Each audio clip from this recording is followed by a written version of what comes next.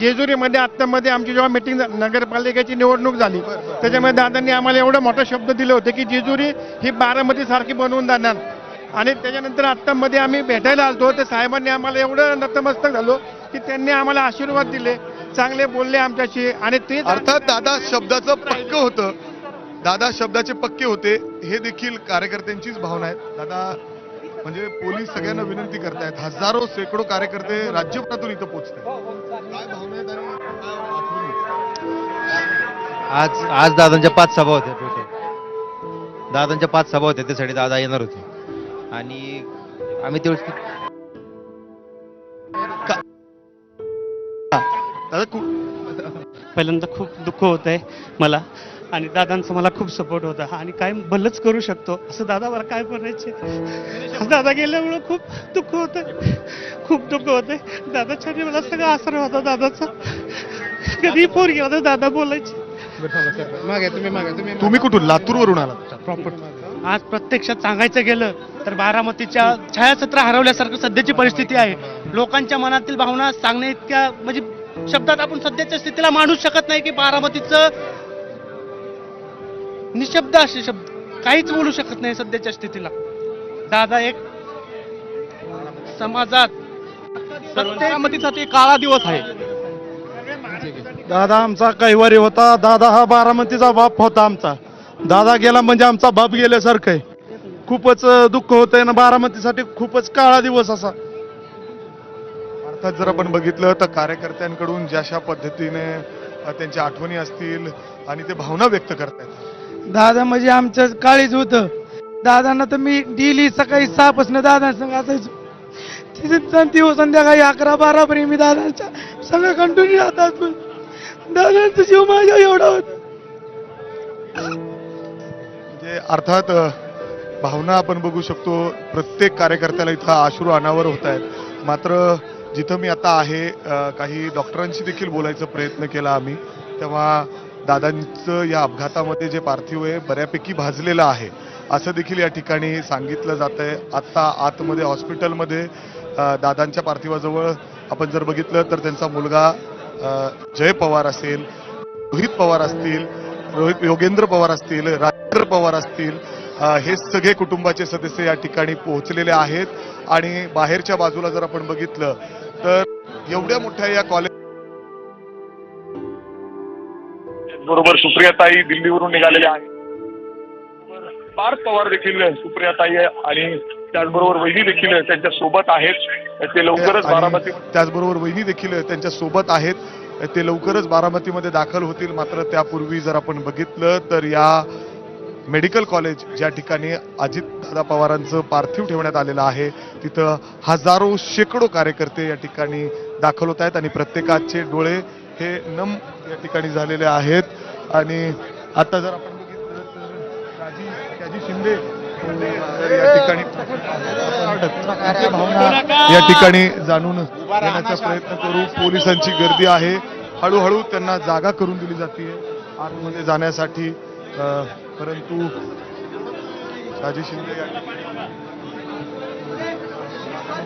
ज्यांचा प्रचंड विश्वास होता नेहमी दादांबद्दल, तर जेव्हा ही ऐकलं तुम्ही काय भावना आहेत आज तुमचे बारामतीमध्ये दादांच्या?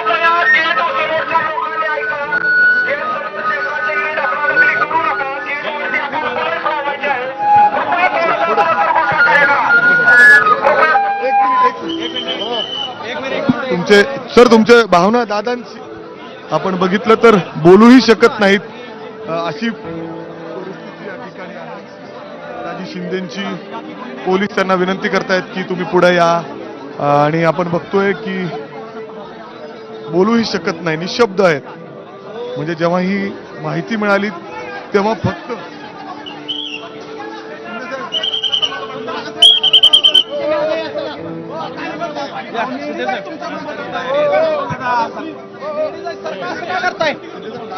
तुम्ही म्हणजे जेव्हा तुम्ही हे ऐकलं विश्वास बसणार नाही अशी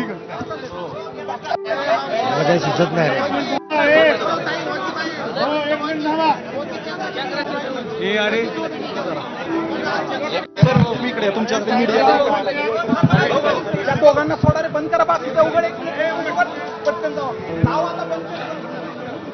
आपण बघितलं की अशा पद्धतीने सगळेजण पोचतायत, मात्र निशब्द कार्यकर्त्यांचे डोळे या ठिकाणी अश्रू अनावर होत आहेत. तर जे कार्यकर्ते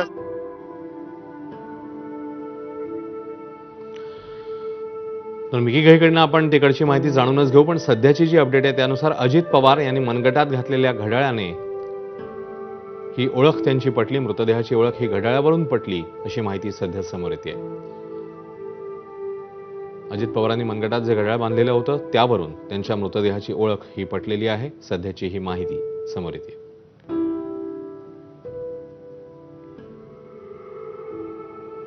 घड्याळ हेच राष्ट्रवादीचं पक्षाचं चिन्ह आहे आणि राष्ट्रवादीचे 2 पक्ष झाल्यानंतर हे चिन्ह आणि हा पक्ष सध्या अजित पवारांकडेच आहे आणि त्याच घड्याळ या चिन्हाशी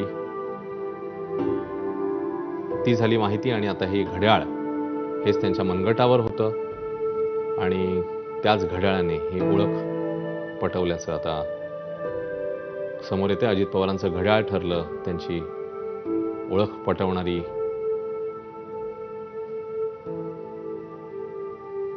वस्तू आपण म्हणूया. मृतदेहाची ओळख पटवण्यासाठी घड्याळ हे कारणीभूत ठरलं.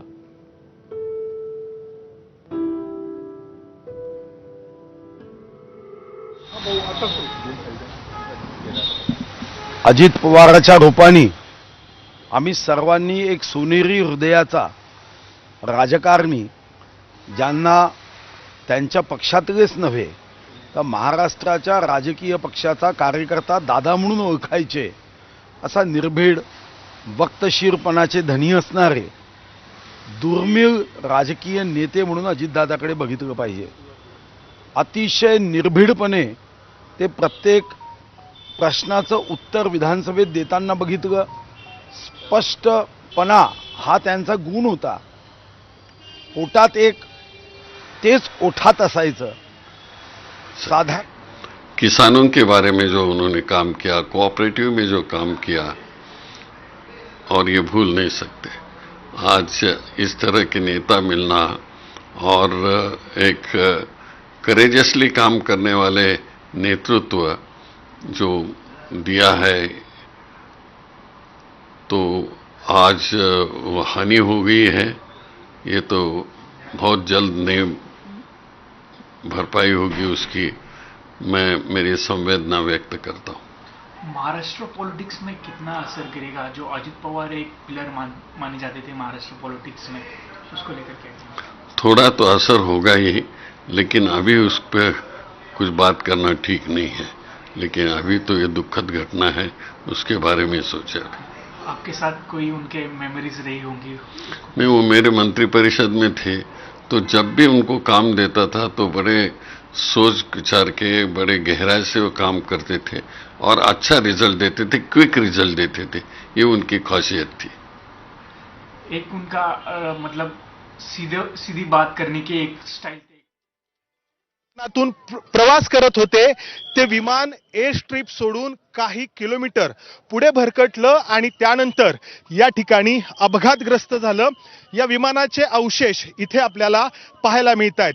विमानाच्या पाठीमागचा जो भाग आहे त्याचा तुकडा मोठा आपल्याला या ठिकाणी पाहायला मिळतो आहे आणि जो विमानाचा इतर भाग आहे तो आपल्याला इथे पुढे असा कोळशाच्या स्वरूपामध्ये पाहायला मिळतो आहे. अक्षरशः या विमानाचा या ठिकाणी कोळसा झालेला आहे. या विमानाच्या आतमध्ये जेवढे काही लोक होते, 6 लोक अजित पवारांसह, ते सगळे मृत्युमुखी पडलेले आहेत. या ठिकाणी आपल्याला विमानाच्या आतमध्ये जे काही कागद होते, जी काही डॉक्युमेंट्स होती अजित पवारांच्या सोबतची, ती देखील या ठिकाणी आपल्याला पाहायला मिळत आहेत. आपल्याला खूप मोठ्या प्रमाणामध्ये इथं लोक पाहायला मिळत आहेत जे हे अपघात स्थळ या ठिकाणी आहे तिथे जमा झालेले आहेत. बारामतीच्या परिसरामधले हे सगळे लोक आहेत आणि महत्त्वाची गोष्ट ही आहे की इथून एअरपोर्ट जे आहे ते खूप अंतरावरती आहे. एअर स्ट्रीप जी आहे ती खूप अंतरावरती आहे आणि तिथून हे विमान इतक्या लांबपर्यंत भरकटलेलं आहे. काही लोक आहेत, त्यांच्याशी आपण बोलण्याचा प्रयत्न करूयात. एअरपोर्ट इथून किती अंतरावरती असेल? किती किलोमीटर? 1-1.5 किलोमीटर आहे सर. 1 ते 1.5 किलोमीटर अंतरावरती आहे. म्हणजे इथून आपल्याला जर कॅमेरामध्ये जर दिसले ते एअरपोर्टचा जो पुढचा भाग आहे तर त्याच्यावरून आपल्याला अंदाज येईल की किती लांब एअरपोर्ट पासून हा अपघात झालेला आहे. काही किलोमीटर अंतरावरती हा सगळा परिसर आहे. इथं शेतजमीन आहे, इथं हे काही लोकांची घरं आहेत आणि या अशा भागामध्ये येऊन हे विमान अपघातग्रस्त झालेलं आहे. म्हणजे रनवेवरती, एअर स्ट्रीपवरती हा अपघात झालेला नाही, तर बऱ्याच किलोमीटर अंतरावरती हा अपघात झालेला आहे. या विमानाचा पूर्णपणे हा जो विमानाचा भाग आहे तो जळून खाक झालेला आहे. इथे आपण जर पाहिलं तर पोलीस जे बघे आहेत त्यांना दूर करण्याचा प्रयत्न करत आहेत. या ठिकाणी वरिष्ठ पोलीस अधिकारी दुर्मिळ प्रजाति के राजनीति के नेता थे. आप सोच सकते हो कि 90 से वो विधायक रहे हैं, बीच में सांसद भी रहे. पूरे महाराष्ट्र में कोई भी पार्टी का नेता हो इतने वोटों से चुन के नहीं आता. इतने वोटों से चुन के आने वाले अकेले नेता अजीत दादा है. यानी बाकी सभी नेता जितने वोट लेते हैं उससे ज्यादा वोटों के अंतर से वो जीत के आते हैं. इसका अर्थ ऐसा है कि उनके पीछे एक बहुत बड़ा जनसमर्थन रहा है. और कार्यकर्ता दादा को सिर्फ दादा नाम से या शब्द से नहीं पुकारते थे. एक सही में भाई का रिश्ता, कार्यकर्ताओं के साथ एक परिवार के प्रमुख का रिश्ता, ये उनकी विशेषता रही है. हर मंगलवार को मंत्रियों के साथ चर्चा, विधायकों के साथ चर्चा. मैं नहीं समझता, मैं इतने वर्षों से विधायक हूं, कि ऐसा कोई राजनीतिक नेता इतनी निरंतरता के साथ अपने कार्यकर्ताओं को, अपने विधायकों को, अपने मंत्रियों के साथ बैठ सकता है. ये मैं तो 95 से मैं विधायक हूं, मैंने तो कभी मेरे पार्टी में भी नहीं देखा. और उनकी सभा की शुरुआत आप देखिए, शुरुआत में वो जो नाम लेते ना, वो कौन से कार्यकर्ताओं के, छोटे से छोटे कार्यकर्ताओं के काम से उनका जब नाम मंच पर लेते तो मैं समझता हूं कि कार्यकर्ताओं की नाम लेकर उनकी पीठ थपथपाना ऐसे भी दुर्मिळ नेता है. आज सवेरे 6 बजे से काम शुरू करने वाले नेता, एक सुनहरी हृदय के नेता, अपने पार्टी को परिवार के जैसा व्यवहार करने वाले नेता, और जो पेट में है वही ओठों पे.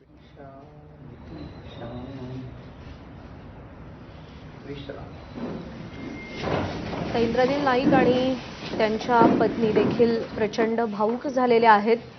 महाराष्ट्राच्या राजकारणानं एक अत्यंत उमदा नेता गमावलाय, हीच प्रत्येकाची भावना आहे. नेत्यांच्या डोळ्यातल्या अश्रूंना सध्या खळ नाहीये. तर बारामतीच्या रुग्णालयाबाहेर देखील प्रचंड मोठी गर्दी झालेली आहे आणि प्रत्येकाच्या डोळ्यामध्ये अश्रू आहेत, पाणी आहे. अजित पवारांची अकाली एक्झिट प्रत्येकाच्या मनाला चटका लावून गेलेली आहे. दादा माणूस गेल्यामुळे महाराष्ट्र हळहळलेला आहे. आम्हाला उभं करणारा नेता हरपला, आम्हाला ओळख देणारा नेता हरपला, अशी प्रत्येकाची भावना आहे. तर अजित पवारांच्या विमान अपघाताची नेमकी काय कारणं असू शकतात याच्या काही शक्यता Air Vice Marshal Suryakant Chaphekar यांनी व्यक्त केल्यात. आपण पाहूया.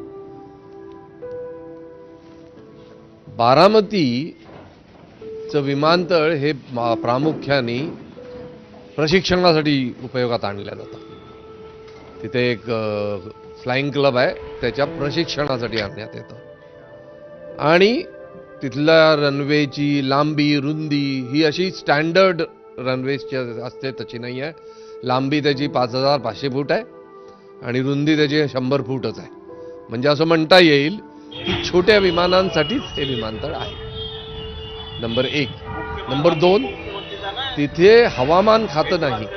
प्रत्येक विमानतळावर आपण लक्षात घेतली पाहिजे गोष्ट की एक हवामान खातं असतं की जे आत्ता हवामान काय आहे, त्या क्षणाला जेव्हा विमान उतरत आहेत ते, आणि पुढे हवामान कसं राहणार आहे पुढच्या 2 तासात, 3 तासात, 5 तासात याचा अंदाज देणारं हवामान खातं सुद्धा असतं. तर असं हवामान खातं बारामतीला नाही. नंबर 3, आणि हे फार महत्वाचं आहे, विमान एका विमानतळावरून दुसऱ्या विमानतळावर नेताना तुम्हाला काही नॅव्हिगेशनल एड्स लागतात. त्यांनी तुम्हाला कळतं की बा पुण्याहून निघालो किंवा मुंबईहून निघालो तर बारामती या दिशेला आहे आणि इथे आहे. त्याला नॅव्हिगेशनल एड म्हणतात. त्यात बरेच असतात, VOR असतं, ILS असतं, NDB असतं, रडार्स असतात. हे तिथे बारामतीला का?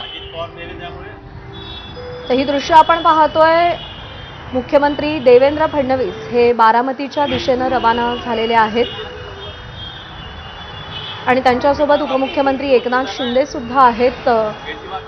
मुख्यमंत्री आणि 2 उपमुख्यमंत्री हे त्रिकूट राज्याच्या राजकारणात खूप छान जमून आलेलं होतं. कोणताही निर्णय घेताना या तिघांचं असणारं एकमत, होणाऱ्या चर्चा, यांच्या पत्रकार परिषदा हे महाराष्ट्रानं अनुभवलेलं होतं आणि त्यातही अजित पवारांची मिश्किली, त्यांची टिप्पणी ही जास्त लक्ष वेधून घेणारी असायची. पण अजित पवार यांची अकाली एक्झिट प्रत्येकालाच धक्का देणारी आहे, हादरवणारी आहे. महाराष्ट्रानं एक द्रष्टा राजकारणी गमावलेला आहे. दादा तुमची तुम्ही परत या. दादा एवढे चांगली बारामती दादा त्या वहिनींनी काय बघायचं दादा आता.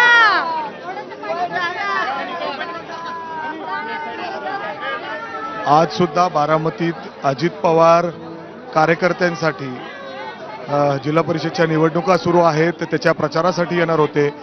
तर मुंबईहून बारामतीत पोचताच त्यांच्या 4 आज दिवसभरात सभा होत्या. त्या ठिकाणी ते सभा घेणार होत्या, कार्यकर्त्यांना भेटणार होत्या, बैठका देखील होत्या. मात्र आज ज्या पद्धतीने हा अपघात लँडिंगच्या अगोदर झाला त्यामध्ये उपमुख्यमंत्री अजित पवार हे सगळ्या कार्यकर्त्यांमधून सगळ्यांमधून निघून गेलेले आहेत आणि अर्थातच राज्यातील राजकारणात मोठा नुकसान झालेलं आहे. जसं राज्याचे मुख्यमंत्री देवेंद्र फडणवीस यांनी देखील सांगितलं की मित्र, दिलदार मित्र, शब्दाला पक्का असणारा माणूस या ठिकाणी गमावलेला आहे. खूप काही कार्यकर्ते आहेत बारामतीत आल्यानंतर नेहमी, म्हणजे आज सुद्धा तुमच्यावर सभेंची वेगवेगळ्या गोष्टीची जबाबदारी असेल. दादा काय जबाबदारी घेणार आहे? आमचा जबाबदार माणूसच घेणार. आमचा जबाबदार माणूस बारामतीचा रक्षण करता, बारामतीचा विकास पुरुष आदरणीय दादा इथं नाही. आमची सगळी ताकद गेली, मरगळले सगळे मरगळले, सगळं संपलंय आमचं. देवा मी विनंती करतो आमच्या दादांना सुखरूप आमच्यापाशी ठेव, कारण दादासारखा माणूस आम्हाला परत भेटणार नाही. ही जे भव्य उभे केलंय दादांनी गोरगरिबांसाठी केलेलं होतं. त्याच हॉस्पिटलमध्ये साहेब आज दादा पडले, जीव नाही तर जीवाचं रान. आता आम्ही कुणाच्या मागे थांबायचं? कुणाच्या मागे थांबायचं आम्ही? कुठला राजकीय माणूस आमचा आहे? दादा तुम्ही या, काही बोलू शकत नाही. निशब्द आहेत कार्यकर्ते.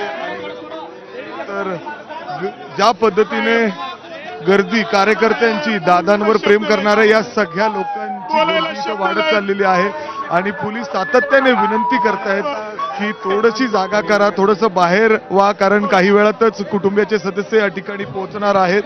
मात्र कार्यकर्ते दादांच्या दर्शनासाठी, दादांची झलक पाहण्यासाठी या ठिकाणी आहेत आणि जिथं अपघात घडला विमानाचा तिथं देखील मोठ्या संख्येने लोक बघण्यासाठी पोहोचलेले आहेत आणि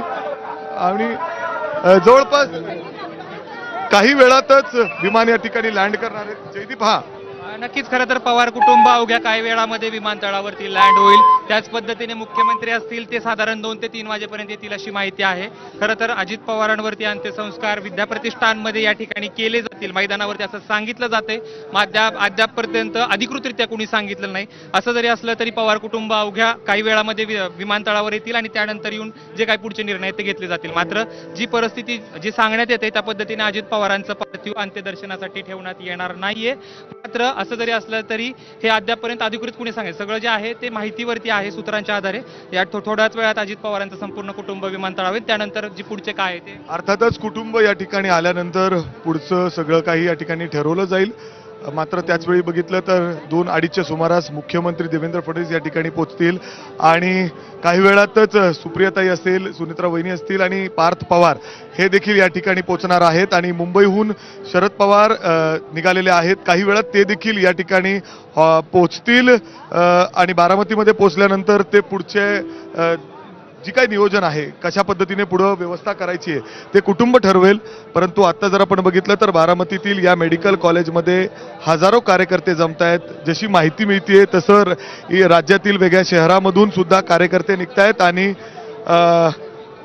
पोचलेले आहेत आणि विमानतळावर देखील म्हणजे अर्थात खूप मोठ्या प्रमाणात गर्दी विमानतळावर सुद्धा या ठिकाणी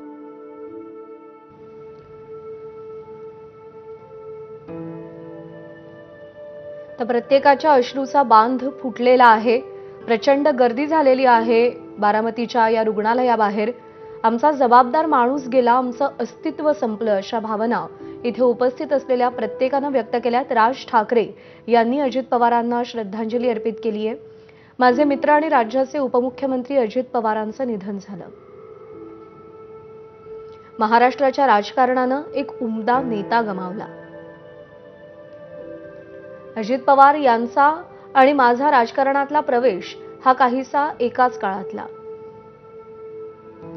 अर्थात आमचा परिचय हा बराच नंतरचा. राजकारणावर कमालीचं प्रेम या एका गुणावर अजित पवारांनी महाराष्ट्राच्या राजकारणात खूप मोठी झेप घेतली. पवार साहेबांच्या मुशीत जरी तयार झालेले नेते असले तरी त्यांनी नंतर स्वतःची स्वतंत्र ओळख निर्माण केली. पिंपरी चिंचवड असेल की बारामती, दादांनी या भागांचा कायापालट केला हे त्यांचे विरोधकही मान्य करतील.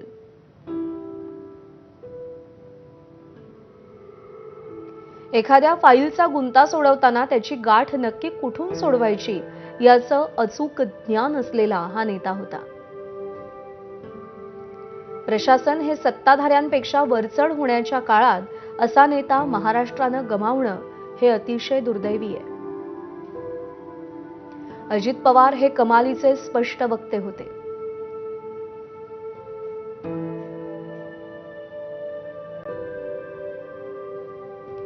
काम होणार नसेल तर ते तोंडावर सांगायचे आणि होणार असेल तर त्यासाठी ते सगळी शक्ती लावायचे.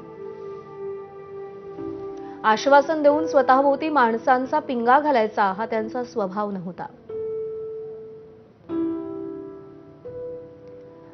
राजकारणात सडेतोडपणाची आणि स्पष्ट वक्तेपणाची किंमत अजित पवारांनी कितीदा तरी मोजली.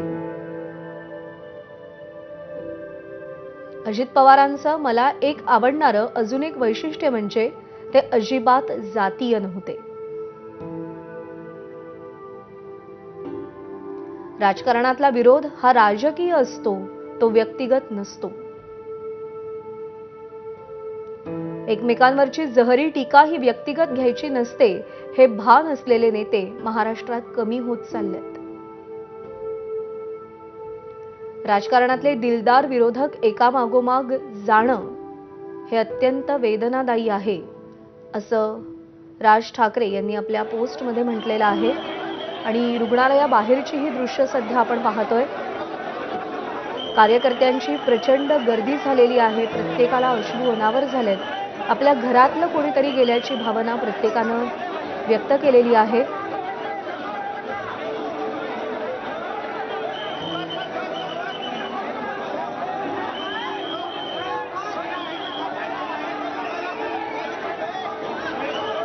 एक रुग्णवाहिका इथे आली आणि त्याभोवती सध्या कार्यकर्त्यांचा, बारामतीकरांचा प्रचंड गराडा आपल्याला पाहायला मिळतोय.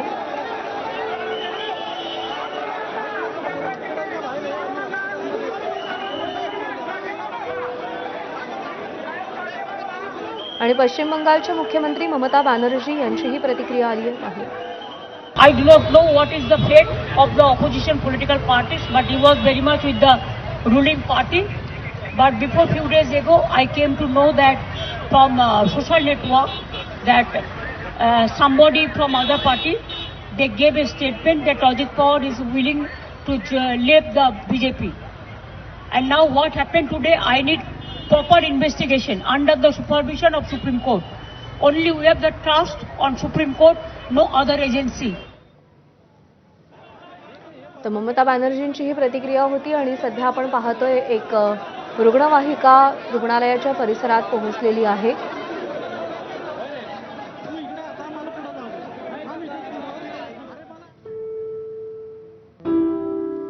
तर या अपघाताचं सीसीटीव्ही फुटेज देखील समोर आलंय, ते आपण पाहूया. 8:46 ला अपघात झाल्याचं दिसतंय. ज्या ठिकाणी अपघात झाला तिथे विमानाचा मोठा स्फोट झाला. आगीचा लोट, धुराचे लोळ हवेत उसळलेले आपल्याला पाहायला मिळाले. इथे जवळच एक सीसीटीव्ही होता आणि त्या सीसीटीव्ही कॅमेऱ्यात हा संपूर्ण अपघात रेकॉर्ड झालेला आहे.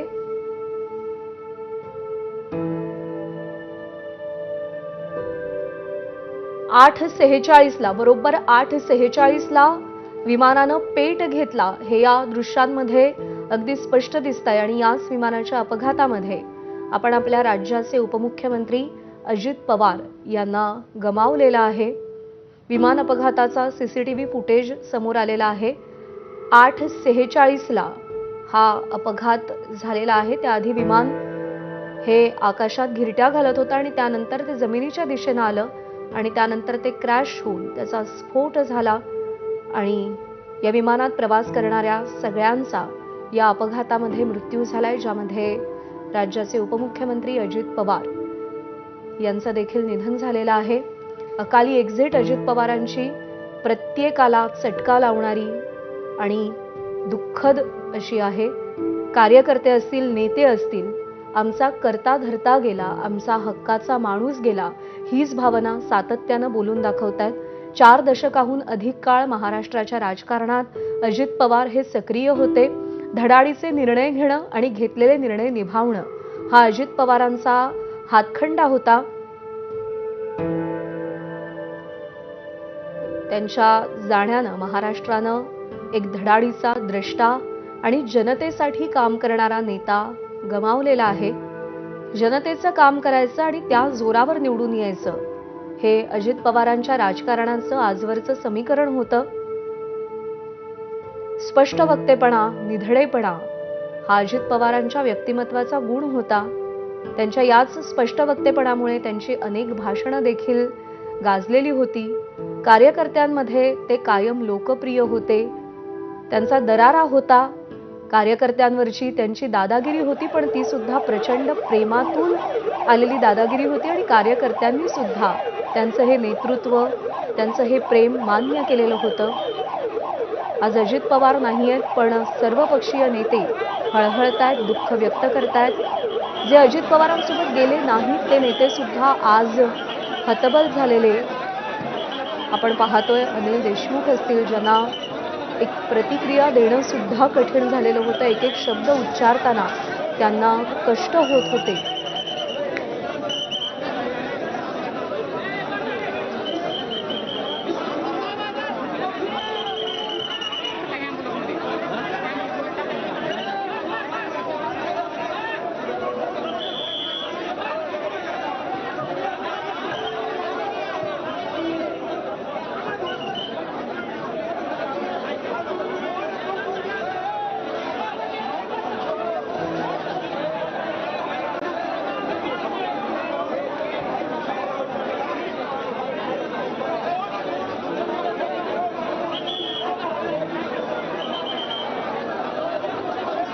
तर बारामतीच्या रुग्णालयाबाहेर कार्यकर्त्यांची प्रचंड गर्दी झालेली आहे.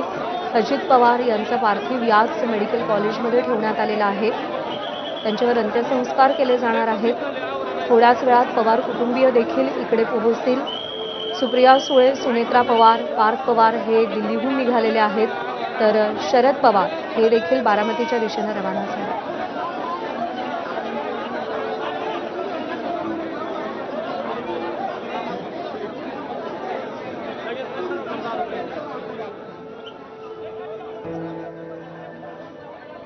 दादा आमचा विश्वास नाही बसला अजून पण. दादा आमचे आहेत. दादा नाही कुठे गेले. दादा दादा दादा तुम्ही या ना दादा आमच्यासाठी. दादा तुम्ही या ना आमच्यासाठी.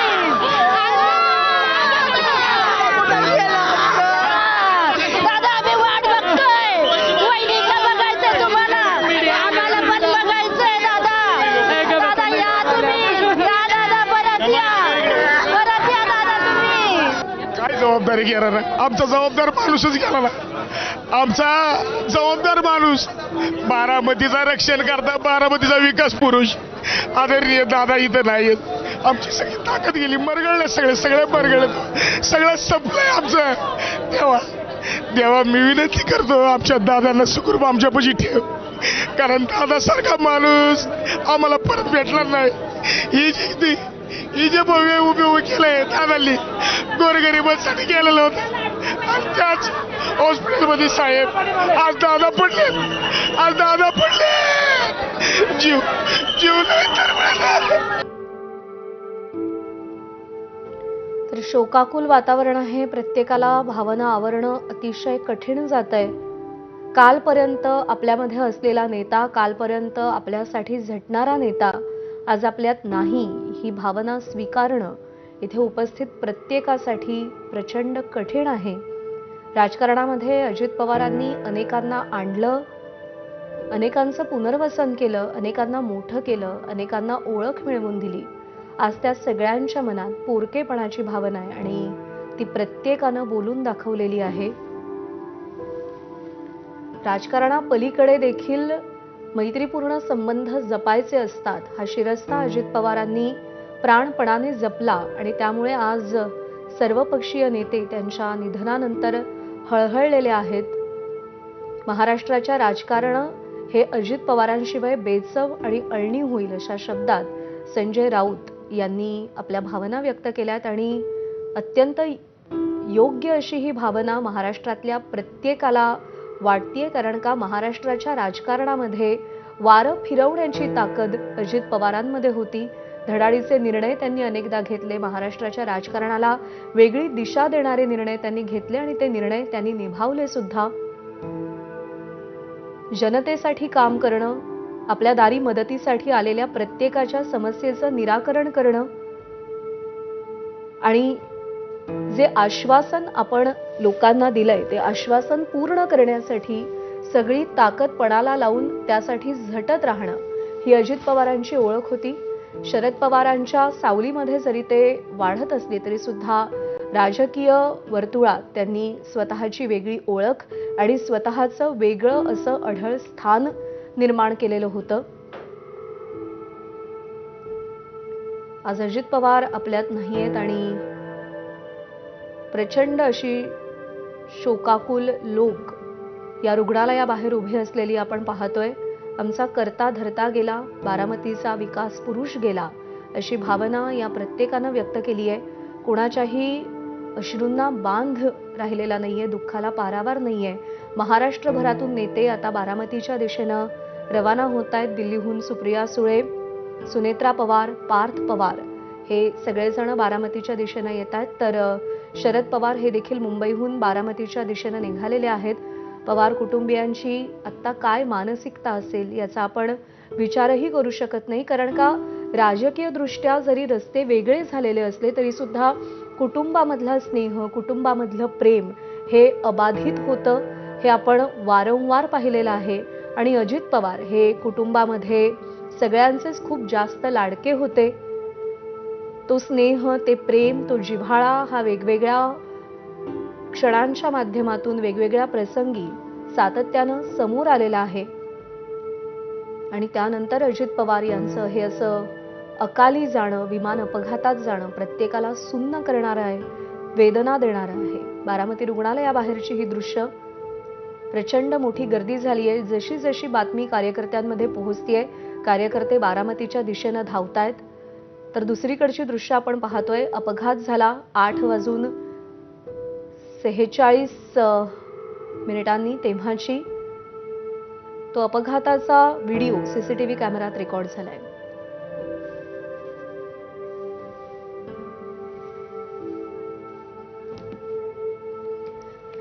दरम्यान अजित पवारांच्या विमानाचा हा अपघात नेमका कसा झाला, कोणत्या कंपनीचं हे विमान होतं, या संदर्भात आपण माझा सहकारी चिन्मय काळेकडून जाणून घेऊयात. चिन्मय, नेमकं काय घडलं, हा अपघात कसा झाला, काय कारणं होती यामागे? हे बघा, अजितदादांचा जो विमानाचा जो अपघात झाला, तो अपघात नेमका कसा झाला, याच्या अपघाताच्या आधीची आपल्याला थोडी त्या विमानाची जो पाथ होता तो आपण समजून घेऊया कशा प्रकारे होता. आपण इथे बघू शकतो की हे विमान मुंबईवरून आलं. साधारणतः त्याचा जो लँडिंग पाथ असतो, म्हणजे त्याला लँडिंग अप्रोच किंवा लँडिंग पाथ म्हणतात, तो साधारणतः 8 नॉटिकल मैल आधी सुरू झाला. या विमानाने अशा प्रकारे बारामतीचं जे विमानतळ आहे ते ॲक्च्युली बारामती शहरापासून जवळपास 10 किलोमीटर दूर आहे.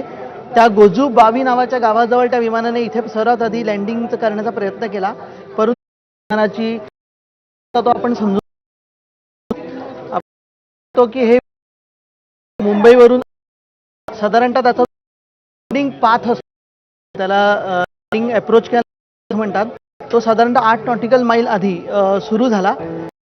अशा प्रकारे बारामतीचं जे विमानतळ आहे ते ॲक्च्युली शहरापासून जवळपास किलोमीटर दूर आहे. त्यांना विमान खाली उतरवण्याचा प्रयत्न केला, पण आपण बघू शकता की मध्ये विमान ॲक्च्युली रनवेच्या किंवा धावपट्टीच्या डोक्यावरती येण्याच्या आधीच ते त्याचा कंट्रोल किंवा ATC मधून ते दिसेना असं झालं. म्हणजे याचा अर्थ ते विमान दुसऱ्या प्रयत्नात जेव्हा वैमानिकाने खाली उतरवण्याचा प्रयत्न केला तेव्हा ते विमान धावपट्टीवर देखील येऊ शकलं नाही.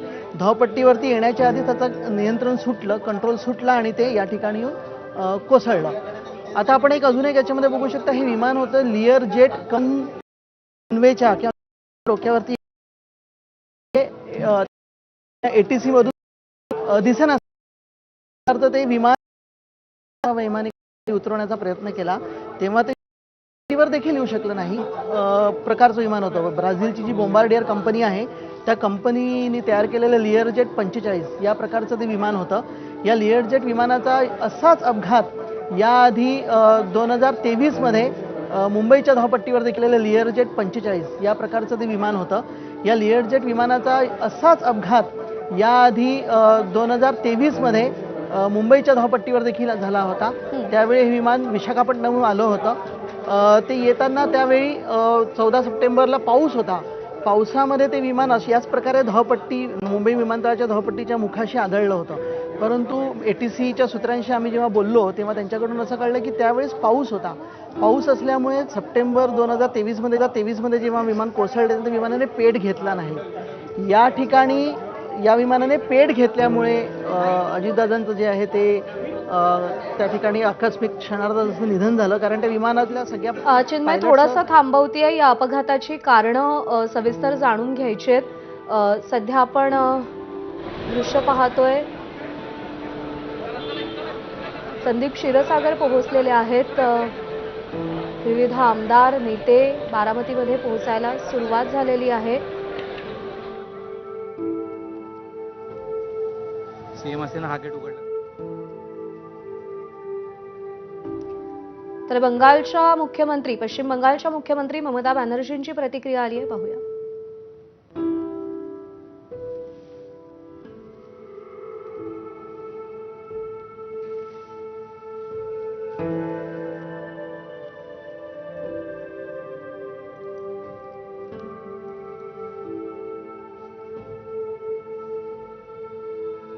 तर ही दृश्य आपण पाहतोय. महसूल मंत्री चंद्रशेखर बावनकुळे यांची, मुख्यमंत्री देवेंद्र फडणवीस हे देखील बारामतीच्या दिशेनं रवाना झालेले आहेत.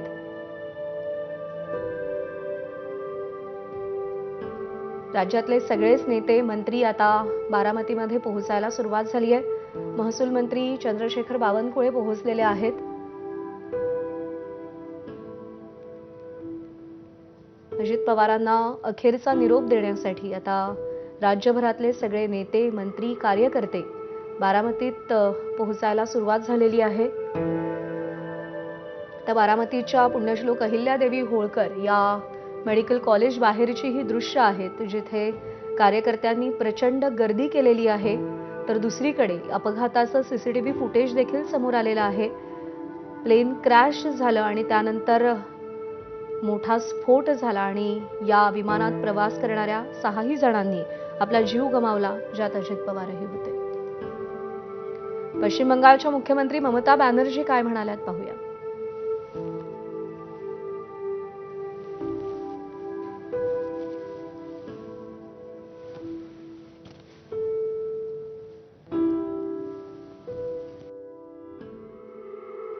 I'm really shocked to see the news. There is no safety and security of the people of this country. Even the political leaders, I do not know what is the fate of the opposition political parties, but he was very much with the ruling party. But before few days ago, I came to know that from social network that somebody from other party, they gave a statement that Ajit Pawar is willing to leave the BJP. And now what happened today, I need proper investigation under the supervision of Supreme Court. Only we have the trust on Supreme Court, no other agency. All the agencies are being totally purchased. And really it's a great loss for the country.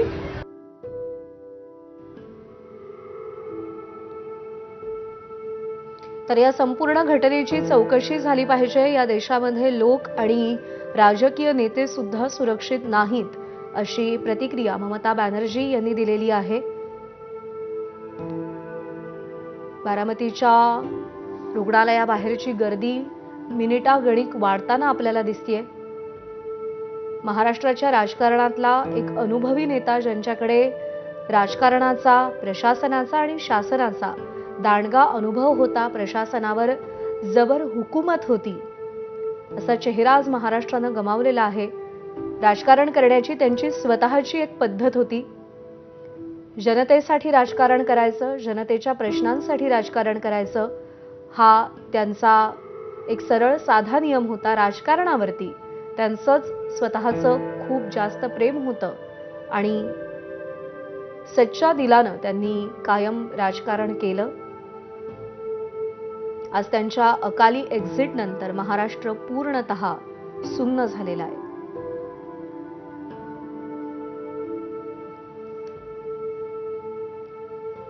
मिश्किल स्वभाव, हसत खेळत खोचकपणे टीका करणं हा अजित पवारांचा स्वभाव होता.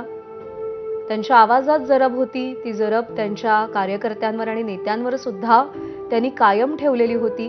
पण त्यासोबतच अत्यंत मनस्वीपणे त्यांनी आपल्या कार्यकर्त्यांवर आणि नेत्यांवर प्रेम केलं होतं. आणि म्हणूनच आज अजित पवारांच्या निधनानंतर आमचा हक्काचा माणूस गेला, अशी भावना प्रत्येकानं व्यक्त केलेली आहे.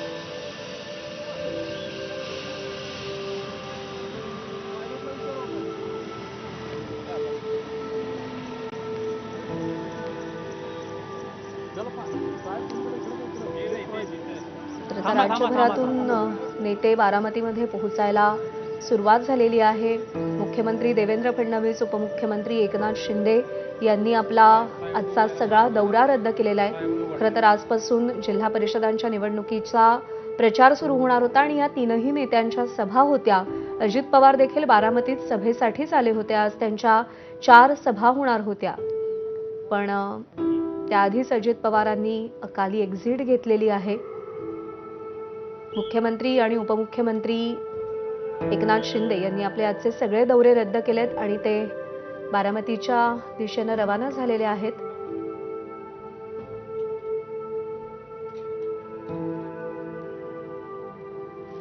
आणि ही दृश्य आपण पाहतोय. शरद पवार हे बारामतीमध्ये पोहोचलेले आहेत. त्यांच्यासोबत प्रतिभाताई पवार सुद्धा आहेत.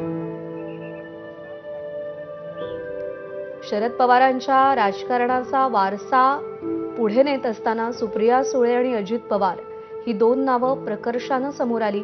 शरद पवारांचेच राजकीय संस्कार अजित पवारांवरती आहेत आणि ज्या पद्धतीनं लोकाभिमुख राजकारण शरद पवारांनी केलं, त्याच पद्धतीचं राजकारण हे अजित पवार करत होते. प्रचंड असा जनसंपर्क, दांडगा अनुभव आणि लोकांची नाळ ओळखणं, महाराष्ट्राची नाळ ओळखणं, हे सगळे संस्कार शरद पवारांकडूनच अजित पवारांकडे आलेले होते आणि तो वारसा अजित पवार सक्षमपणे पुढे नेत होते. आज अजित पवार यांनी अशी अकाली एक्झिट घेतल्यानंतर शरद पवारांना नेमकं काय वाटतंय हे शब्दात मांडणंही कठीण आहे. खरं तर अनेक वादळं शरद पवारांनी झेललेली आहेत. राजकारणातले अनेक चढ उतार त्यांनी अनुभवलेले आहेत, पाहिलेले आहेत.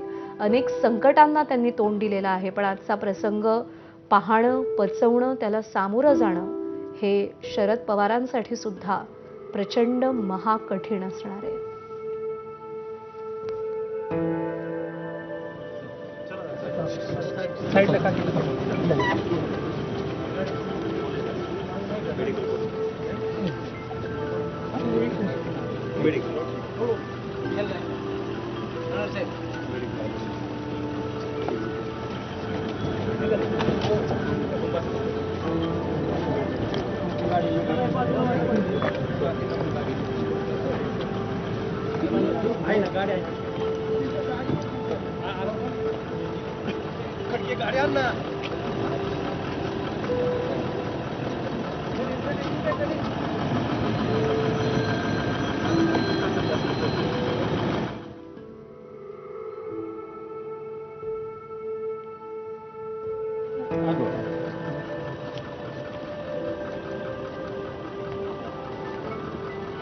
शरद पवार बारामतीमध्ये पोहोचलेले आहेत आणि शरद पवारांसोबत त्यांच्या पत्नी प्रतिभाताई पवारही पोहोचलेल्या आहेत. अत्यंत कठीण, अत्यंत दुःखद असा पवार कुटुंबियांसाठी हा प्रसंग आहे. या प्रसंगाला शरद पवार आणि संपूर्ण पवार कुटुंबीय कसं सामोरं जाणार, हे सत्य कसं पचवणार, हा मोठा प्रश्न आहे. मंदार गोंजारी आपल्याला अपडेट देतील. मंदार, शरद पवार आणि प्रतिभाताई पवार पोहोचतात बारामतीत.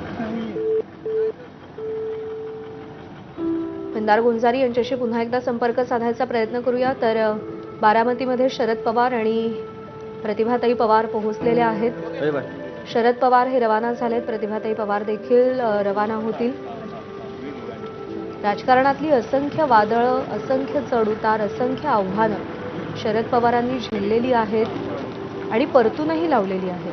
पण आजचा प्रसंग, त्याला सामोरं जाणं, तो पाहणं, तो स्वीकारणं हे शरद पवारांसाठी सुद्धा अतिशय कठीण असणार आहे.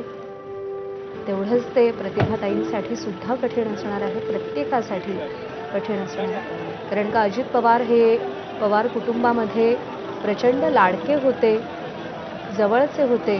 जरी राजकीय वाटा वेगळ्या असल्या तरी सुद्धा कुटुंब म्हणून पवार कायमच एकत्र होते. कौटुंबिक विषयांमध्ये अजित पवारांनी किंवा शरद पवारांनी कधी राजकारण आणलं नाही आणि इतर कोणाला फार पवार कुटुंबियांच्या त्या वर्तुळात प्रवेशही करून दिला नाही. त्यामुळे हे कुटुंब राजकारणापलीकडे कायम एकत्र राहिलं. पण आज अजित पवारांच्या निधनानंतर हे कुटुंब पूर्णतः खचलेलं आपण पाहतो. रोहित पवार यांची देखील काही वेळापूर्वी आपण दृश्य पाहिली. त्यांना अतिशय अश्रू अनावर झालेले होते. तर युगेंद्र पवार ज्यांनी विधानसभा निवडणुकांमध्ये अजित पवारांसमोर आव्हान उभं केलेलं होतं, ते देखील पूर्णतः मानसिकरित्या कोसळलेले होते. अजित पवारांचं असं निधन होणं, त्यांचं अकाली जाणं, त्यांची अकाली एक्झिट प्रत्येकासाठी धक्कादायक आहे, वेदनादायक आहे. रुग्णालयाच्या आवारात कार्यकर्त्यांनी आता अजित पवारांसाठी ही घोषणा सुरू केलेली आहे. अजित पवार परत या, अजितदादा परत या, असं भावनिक साकडं हे सगळे कार्यकर्ते घालताना आपल्याला दिसत आहेत. पण सत्य हेच आहे की अजित पवार यांचं अकाली निधन झालंय हे पचवणं, हे स्वीकारणं प्रत्येकासाठी महत् कठीण झालेलं आहे.